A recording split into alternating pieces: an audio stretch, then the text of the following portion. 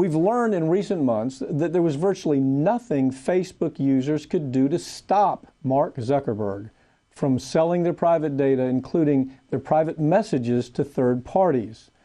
The companies routinely violated our privacy rights, and now they want to buy up local media outlets to help control the bad coverage the company's getting.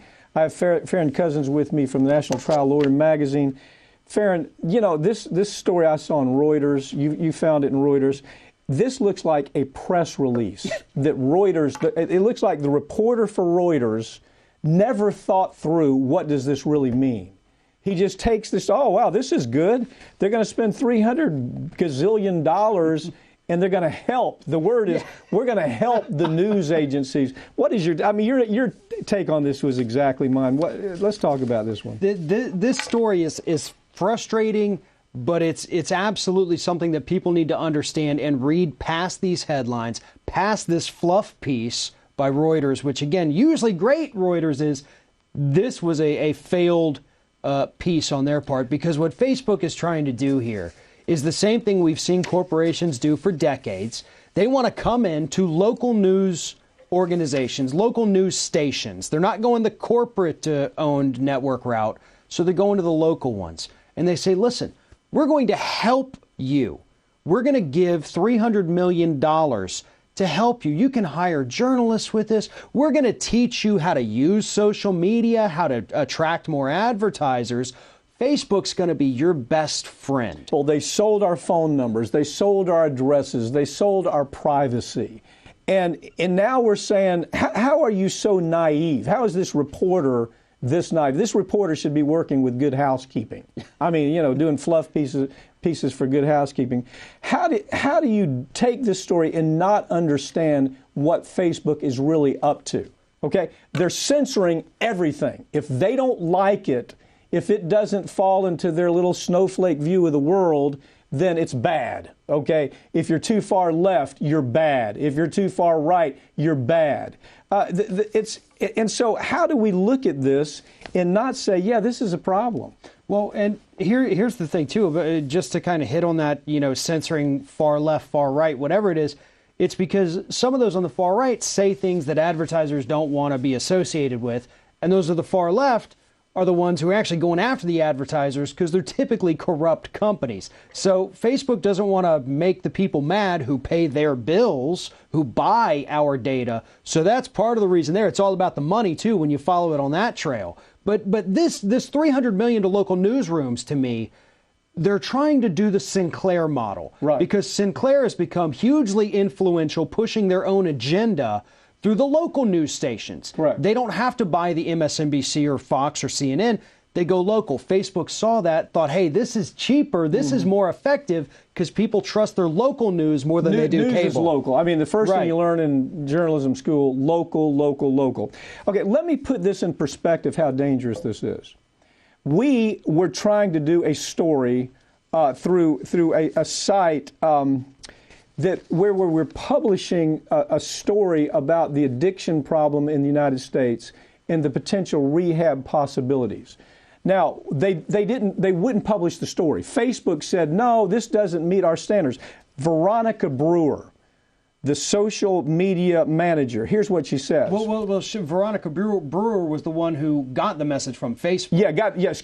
Excuse me. She gets the message from Facebook, and from Facebook, this is what she says.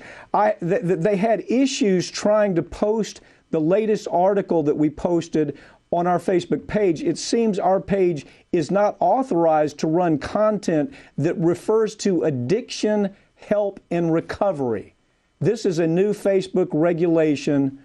What is that? Okay, we can't publish this because the article deals with addiction, help, and recovery. So somebody in Facebook says, no, that's not news, and so they don't run this article where we're talking about how the industry is killing 150 people a day, and that the only avenue that they have is to be able to put together resources to help these addicts, and that the companies should have to pay for it.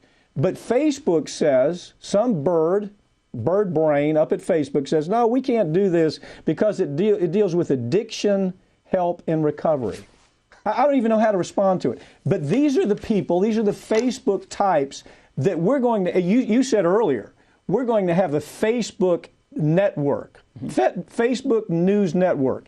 And when you and I do a story that they don't like because it offends their politically correct mind, they're going to say, I'm sorry, we can't do that, because you know what? It deals with addiction and recovery. I think, to me, they're hiding behind the veil of political correctness. We don't want to be too far right. We don't want to be too far left. And this note you've just read, to me, that kind of proves it. What they're worried about is making the people who pay them money angry. You know, kind of what I said earlier is they know that they could probably get a lot of money from these drug companies. Hell, those drug companies are the same people they're going to be out there allegedly courting for these local news stations. Right. And again, to hit back on this story, part of what Facebook is going to do, in addition to just giving them $300 million, is we're also going to sit down with you. We're going to teach you what we want. Right. Yeah. And teach you how to attract advertisers. Yeah, they're not giving out They're not giving out that money for free. Military analyst and journalist William Arkin said goodbye to NBC after 3 decades, and he pulled no punches about why he was leaving. Arkin explained his decision in a 2,000-plus word resignation letter he sent to colleagues last week, citing a lack of real reporting at NBC's support for endless war in this world. Legal journalist Molly Barrows joins me now. This is not, Molly, you know, we've talked about MSNBC, we've talked about NBC.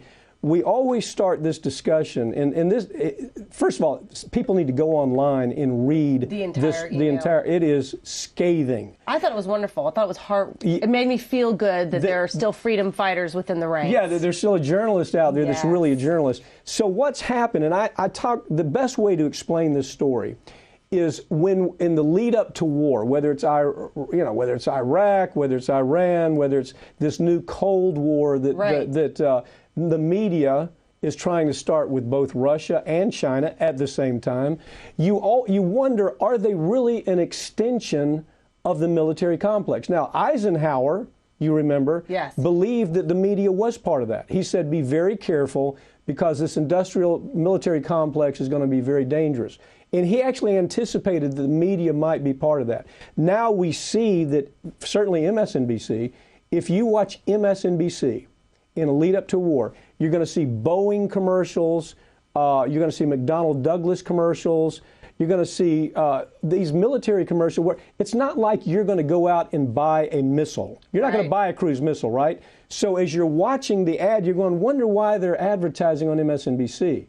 It's because these cats like Phil Griffin and Andy Lack are sucking in the money. And in exchange for sucking in the money from advertisement money, they're willing to say whatever has to be said. What's your take? You're exactly right. Now, he didn't go into a lot of those details, but basically the picture that he painted is, hey, I'm a 30-year journalist, military analyst, author.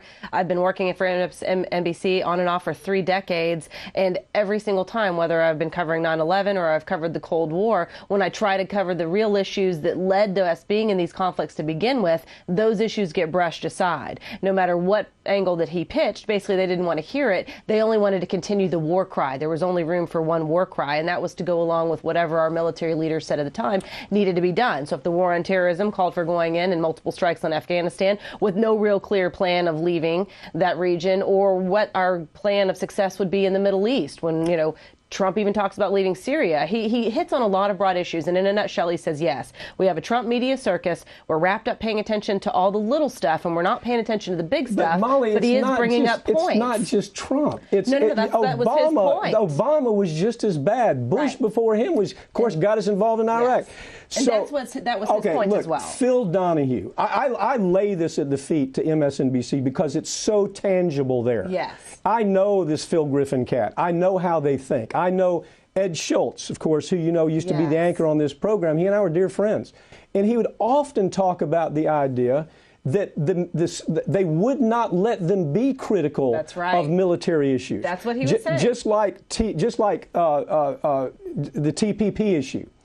Ed Schultz understood how dangerous the TPP issue. He talked badly about Hillary Clinton. They wouldn't let him do this.